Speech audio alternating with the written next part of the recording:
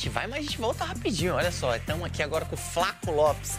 Flaco, perdeu um gol ali no finalzinho. Quem vai contar essa história pra gente é o Renato Peters, porque ó, o Palmeiras empatou com o Botafogo. Era pra ser um resultado normal, mas na atual fase, aí tá virando uma crisezinha. Então se liga aí.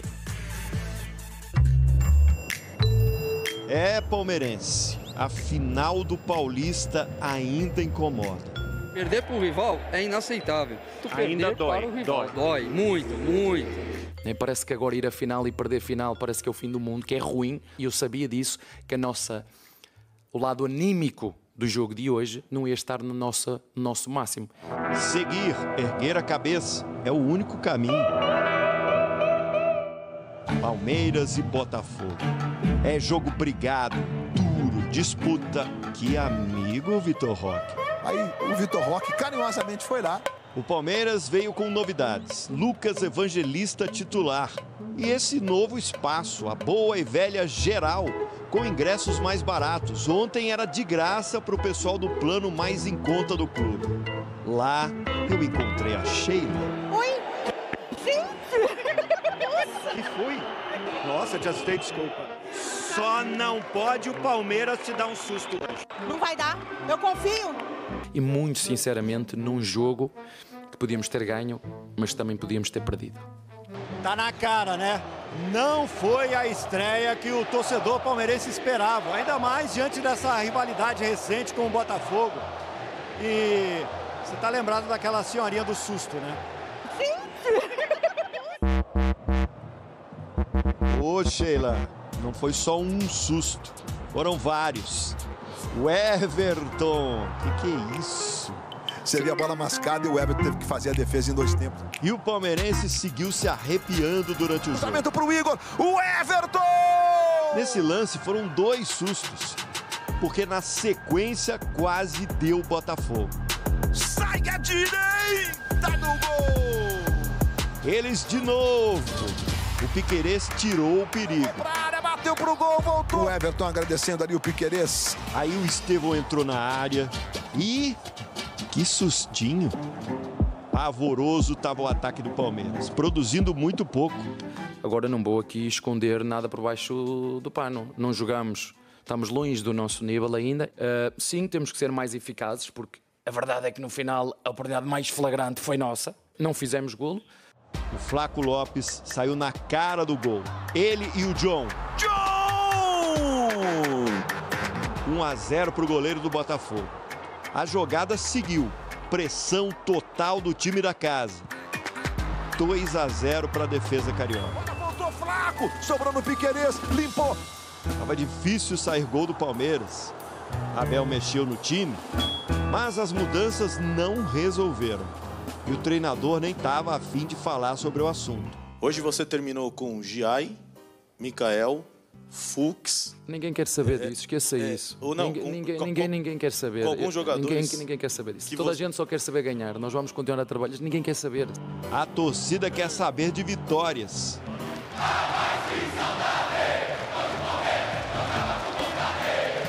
E o som no fim dessa estreia no Brasileirão.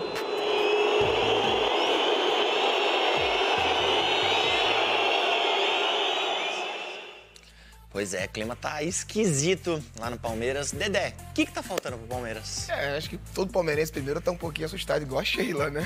Então acho que o Palmeiras tá faltando um camisa 9, não é desse ano, já é de anos passados, é o cara que faz o gol.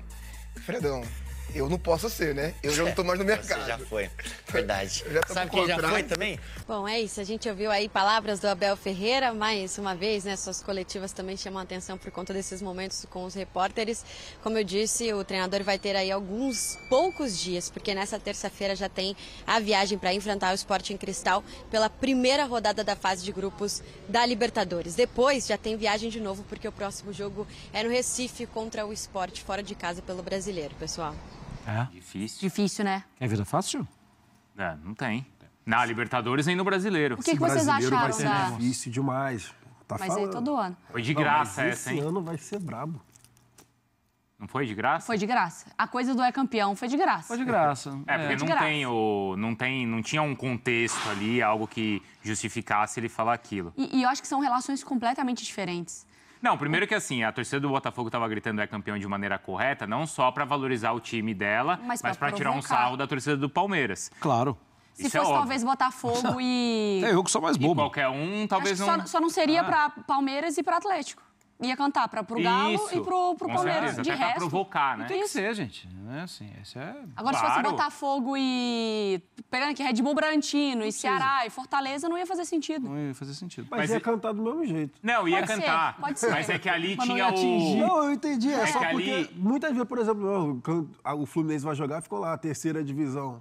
E o time, às vezes, já entrou numa pindaíba os caras nem muito sabem, abaixo do Fluminense. Sim. Mas chega lá e canta porque sabe que vai atingir, pô. Isso. Não, e outra coisa, né? A torcida do Palmeiras ontem, quando o Palmeiras entrou em campo, a torcida aplaudiu de pé o Palmeiras. Depois da derrota para o Corinthians. A torcida do Palmeiras aplaudiu o time quando foi eliminado contra o Flamengo na Copa do Brasil, vocês lembram? E quando foi eliminado pelo Botafogo na Libertadores. Claro, Bruno. Então, acho que nessa daí o Abel foi mal mesmo. Não, eu concordo. Eu acho que assim... a gente já sabe que o Abel fala algumas coisas que acaba desagradando o próprio eleitorado, né, quem está do lado dele. Eu não gosto da ideia de que a gente precisa aprender a torcer. Isso é uma característica de um torcedor, é característica da outra torcida também. E uma outra tem uma diferente e tal, assim. A gente tem as nossas expectativas. O Abel tem uma expectativa com relação ao torcedor. Mas o passar do tempo prova que o problema é da expectativa. O problema não é do torcedor. O torcedor é daquele jeito. Não, mas ele não dá pra ele falar que o torcedor é ingrato, porque o torcedor do Palmeiras não é. Não é. Ontem, eu vou repetir. Mas é a expectativa do que ele queria. Não, mas ontem os nomes mais cantados pela torcida ontem, mais aplaudidos quando a escalação é anunciada, do Abel e do Veiga. Se o torcedor fosse ingrato, não teria aplaudido o Veiga. Não teria aplaudido o Abel. E o torcedor fez isso. É um carinho. O torcedor faz um carinho. Fez um carinho, exatamente. O Abel, ele tá se colocando contra a torcida também cada vez mais. Porque, assim, a grande questão do Abel sempre foi... Todo mundo não tem paciência para a coletiva do Abel, só o torcedor gostava. Porque ele ia lá, respondia, não sei o quê. Falava o que o torcedor queria ouvir. E mesmo quando era chato... Eu acho que aí, Mariana, tem um ponto que nós aqui no Brasil não estamos muito acostumados. A gente trata a torcida de uma forma, assim, diferente. Agora, eu vou lembrar, o Klopp, quando ele chega, tem uma derrota do Liverpool em casa... E o torcedor vai embora, no dia seguinte ele está na entrevista, ele fala, no dia seguinte não, uns dias depois ele está, assim, por quê? Eu preciso de vocês até o fim. Uma relação de menos medo e mais cobrança. Isso, menos pudor com aquilo ali. O Mourinho fez isso a vida... e aí eu estou falando de um alemão e de um português, para não falar que... Assim, o Mourinho fez isso várias vezes. Eu acho que a gente precisa entender também, ele está mais acostumado, aquilo é menos sagrado, sabe? Por outro lado... Tem mais intimidade. Pode ser. Por outro lado, talvez ele precise entender. Falou, opa, aqui no Brasil é muito sagrado, não vou mexer tanto. Porque não é mexer uma vez, é mexer várias vezes, né? Ele já falou várias vezes. E outro ponto que eu não concordo da entrevista, que ele citou que nos últimos 5 jogos o Palmeiras fez 4 gols. Por que eu acho que não é um bom argumento esse? Primeiro porque o número por si só já é baixo, né? Pensando que é o Palmeiras. Quais foram esses 4 gols? Um gol de pênalti, aquele que você citou. Do São Paulo. E 3 gols contra o São Bernardo. Então, quer dizer, é um jogo que inflaciona todas as outras partidas. E desses 3 gols contra o São Bernardo, 2 em jogadas individuais do Estevão, de fora da área, e um cruzamento para o Flaco Lopes. São justamente os pontos que a gente fala que são as... Que nem quando o cara faz 3 gols em um jogo e aí depois ele passa 5 jogos sem fazer gol.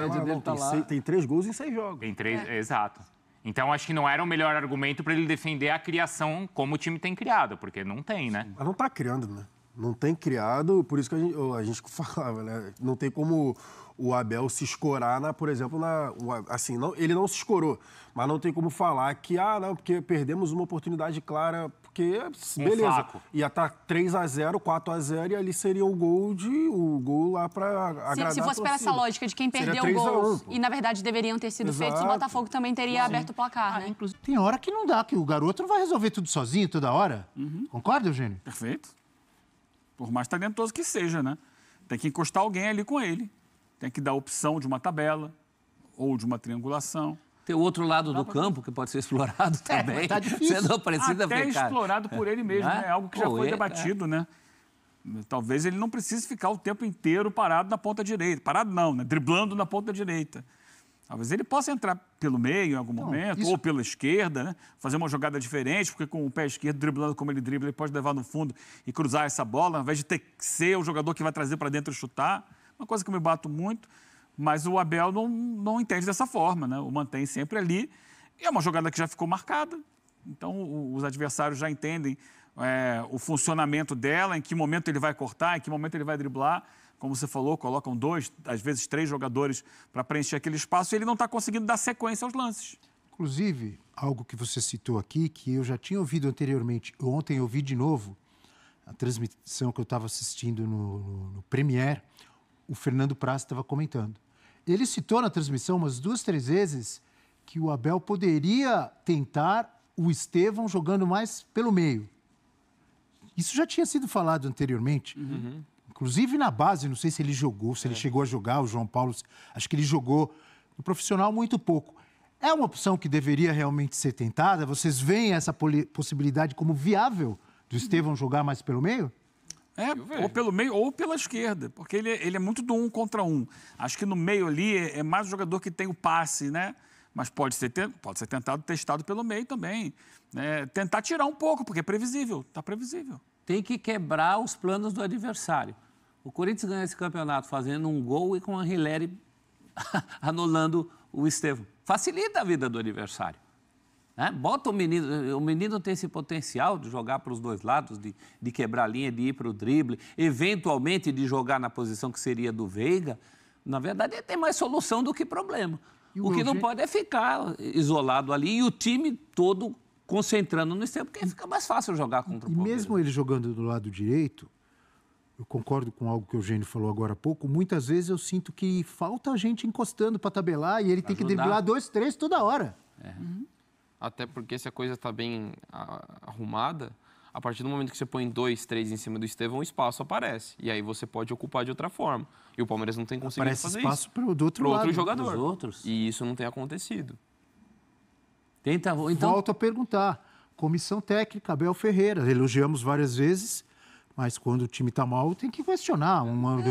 Merecidamente uma das mais bem pagas, ou talvez a mais bem paga do Brasil. Não vamos entrar nesse mérito. Mas não tem que achar solução? Sim, porque o Abel, ele tem soluções. Já mostrou nesse tempo de Palmeiras, tudo que ele é hoje é a partir de soluções que ele encontrou. Ele sempre encontrou soluções. Mas às vezes leva tempo, como disse o Eugênio, ou esse tempo já está passando? Eu não estou vendo nem sinal dessas... Esses 2 últimos anos não foram no nível dos anteriores. O Palmeiras é campeão brasileiro em 23, a partir de uma mudança que ele demora para fazer, que é a entrada do Hendrick no time. Que eu pedia antes, já vocês me cornetavam. Na reta final. Custou uma Libertadores. Foi eliminado da Libertadores. Não só dele, ele faz algumas mexidas, ele próprio depois reconhece que, por exemplo, você citou agora há pouco o Breno Lopes, ele não estava dando espaço para o Breno. O Breno entra e participa de forma importante naquela reta final daquele campeonato brasileiro de 23, mas depois o Breno vai embora, né? É outra coisa, assim, o Palmeiras abre mão com facilidade de jogadores que são importantes, como foi o Rony. Como são outros jogadores que vão embora, o Scarpa quis sair, né? Mas às vezes jogadores que ainda tinham alguma coisa para dar ao Palmeiras e eles são liberados. Não, esse aí já não presta mais e tal. Só que você nisso vai desmontando um encaixe de time, uma maneira de jogar, uma ideia de futebol. Uma engrenagem. Uma engrenagem, e aí tem que reconstruir. O Palmeiras já não consegue hoje jogar de memória como jogava antes. Se você pegar lá 21, 22, um pedaço de 23, era um time que jogava de memória. Você sabia quem estava jogando. Você tinha o Dudu, você tinha o Veiga, você tinha o Scarpa, você tinha jogadores que ali, o Rony, que já sabiam qual era o encaixe do time. O Zé Rafael, acho que faz muita falta. Zé Rafael era muito entrosado, muito acertado no meio-campo. Por mais que como é o nome dele? O Aníbal jogue bem, o Emiliano tenha entrado bem no time do Palmeiras, o Richard Rios ali no meio, mas o Zé Rafael não era certinho. Aquelas mordidas que o time do Abel dava, né, para parar o adversário. Jogava. Só que respondendo aí, eu acho que o Palmeiras vive a pior crise de credibilidade. De credibilidade no sentido da torcida acreditar. Mesmo nos piores momentos do time do Abel, a torcida acreditava. Está faltando isso. Não que tenha sido um público pequeno, mas foi um público abaixo do que a gente está acostumado a ver nos jogos do Allianz. É claro. Qual foi o público? Não sei exatamente quanto foi, sei que eu vi. 30 mil me passou, Vi Eugênio. muito espaço, né? Vi muito espaço vazio. É abaixo do que o Palmeiras. Muito espaço coloca. vazio na arquibancada. Normalmente está sempre cheio. Porque normalmente é 30 alto, né? 36, 38. E isso tem a ver, com certeza, com a perda do Campeonato Paulista, né? Inclusive, a gente vai mostrar agora as vaias. Temos aí? Pode colocar aí, ó. Não é...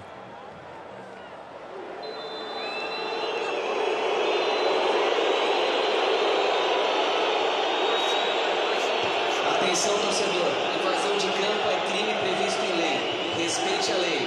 Evite punições ao Palmeiras. André campeão. Perceba que sempre que a gente vai mostrar algum tipo de manifestação da torcida, tem por cima o sistema de som. Sistema de som sempre, que é muito alto lá no Allianz, né? O som é muito, muito alto. Ele sempre entra para fazer alguma orientação ao público, aí começa a tocar o hino, aí não sei o quê, e abafa o som da torcida. Para impedir manifestações dos torcedores contrários à equipe. Mas esse tipo de manifestação que a gente viu ontem, raríssimo, hein, na era Abel Ferreira? É rara e Não é? Vaias? Eu não me lembro. É rara no sentido de que está envolvendo mais gente, está mais espalhada e mais intensa. A coisa sempre foi mais localizada, né? É a mancha verde, né? O palmeirense pensa duas vezes antes de vaiar o Abel, porque realmente é um trabalho, é o maior técnico, o técnico mais vencedor da história de um clube que teve muito técnico importante.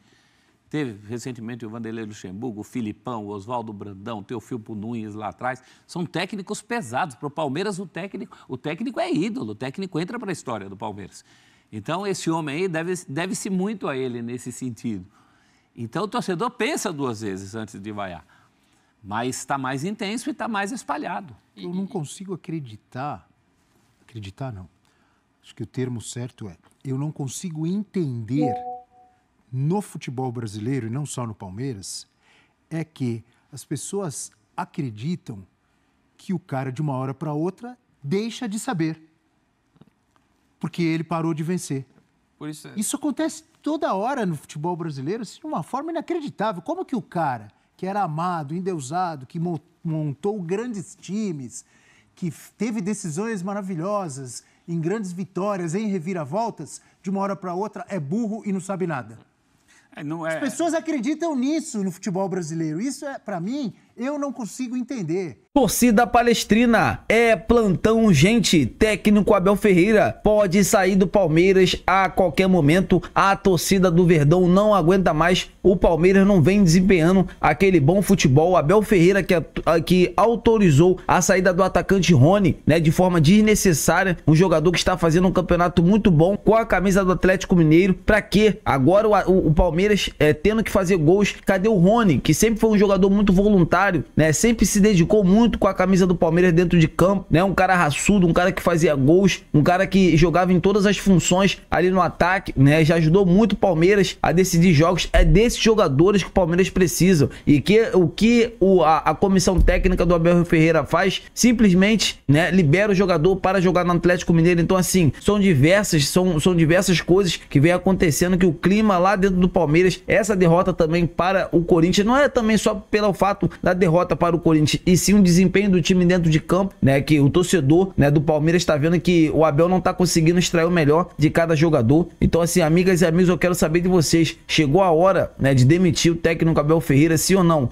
Fontes lá de dentro estão me informando, né? Pessoas lá de dentro que cobrem o Palmeiras falaram que há uma imensa expectativa do técnico Abel Ferreira sair, né, do Palmeiras a qualquer momento. É um cara que foi muito campeão, só que ele não está conseguindo extrair o melhor de cada jogador. Então eu quero saber de vocês, amigas e amigos, o que vocês acham? Seria uma boa demitir agora? Não seria? Vocês são a favor de um técnico mais ofensivo, aquele cara que preza muito o ataque, faz gols, né? O que vocês acham? Seria uma boa? Não seria? Deixa aqui nos comentários que eu prometo responder a todos vocês. Então é isso, galera, eu tô indo nessa. Se inscreva no canal, deixa o like e até a próxima!